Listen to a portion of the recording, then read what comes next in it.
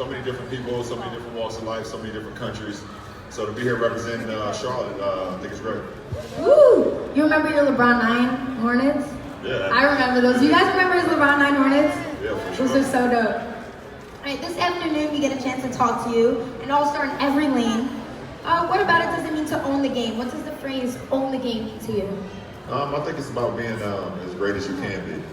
And that doesn't mean that you're always going to win the game or have the most points or you're going to be great. I think it's about being as great as you can be that day, maximizing what you can be that day, and both on and off the floor.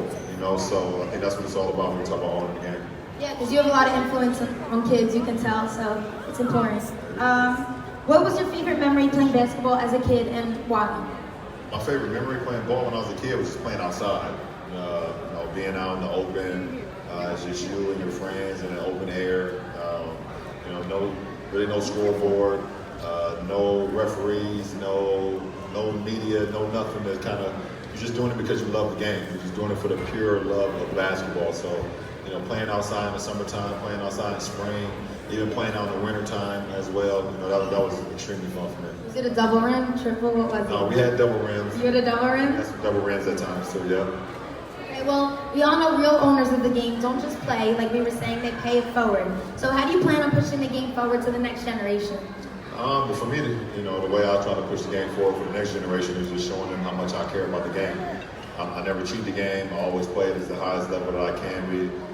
Like I said, I don't win every game. Not always victorious every night. But I give it my all every Try your best, yeah. My best every single night, and hopefully that continue to inspire the youth. So when they get that opportunity as well. How does this feel to be a role model to inspire the youth?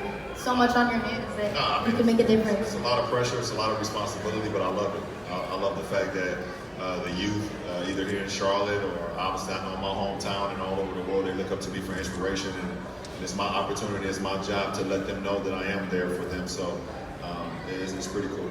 Speaking of being there for kids, you have kids of your own. What lessons do you make sure from your career do you share with them? I think for me, I don't even really talk about my career in front of my kids. I think those things are kind of second nature of what it means to actually be a family man. And for me, being a father, I just try to give them life lessons, life goals and things that they can accomplish on their own. I can give them the blueprint. Their mother will give them the blueprint. Their grandmother's gonna give them the blueprint. Their grandfather can give them the blueprint. But at the end of the day, they're gonna have to walk their own path. And they're gonna have to decide what's best for them. So hopefully that myself and my wife and everybody in the family has given them enough life lessons throughout the whole time that when they're ready to, start making their own decisions, they'll be perfect. Do their work tactics or anything remind you of you growing up?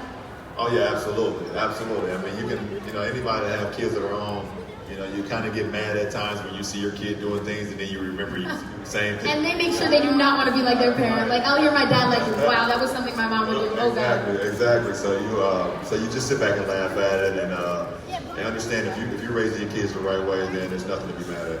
Yeah, of course. How do you work toward your future goals and how do you make your dreams a reality?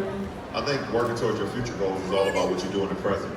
I believe if you're working towards, being great that day, maximizing that day, then the things that will happen in the future will come organically, and you don't have to push it because you're giving all that you can that day, and you're doing it every single day, and it's all about repetition. That's in life, that's in anything. So I think if you just maximize that day and you continue to do it over and over and over, then that dream of yours can come to fruition.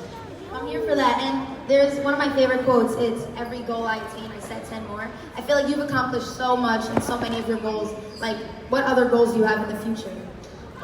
For me, like I said, it's my goals always start today. So I'm here in front of a lot of kids, and hopefully some of the words that I'm saying resonate with them, and it allows them to understand and let them know that, wow, that can be possible. I can attain things that I only dream about. Maybe those dreams can become a reality. So, if I'm able to touch one life, then, I feel like that's a great day for me, or a great life for me if I'm able to change one life, because then that one life can go somewhere else and change another 2 lives. So, and the cycle begins to start. So.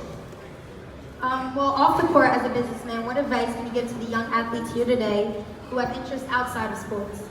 I'm more than an athlete, so, I love to do more than just play the game of basketball. I love being in cartoons, I love being in music, I love being in TV and movies and things of that nature. So, if you have a passion for more than just playing basketball, obviously basketball is number one. That's what I do. That's what I give all of it to.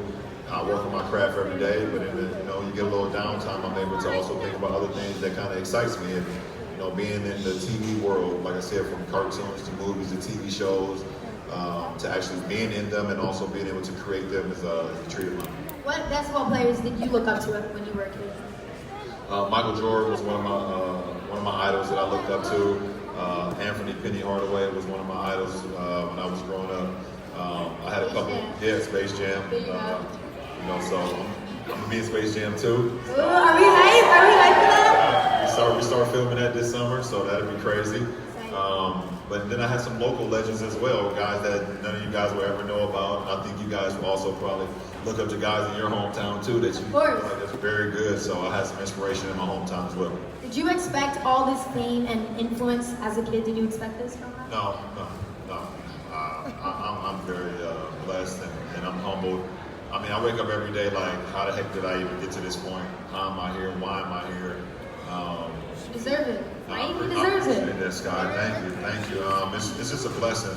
It's a blessing to be able to go all over the world, go all over the country, to be able to talk about the game of basketball, talk about my journey, and be able to and do it with a great family and a great support system, great friends. It's something I never dreamed about. Yeah, something that people are so shocked about. Like I always see online, how loyal you've been to your wife, because there's so many people that do not respect women as much as you do, and I honor you for that, because it's crazy, like with all this fame, right? Girl power, come on, let's go. I mean, I get it from my mother is right up there, so that's why. Hey, Mom! That's why it came second nature for me. So, I think what you got going on in your household is what's going to determine the child. So I had a great example of my mom every single day. So my respect for women was second nature as I got older.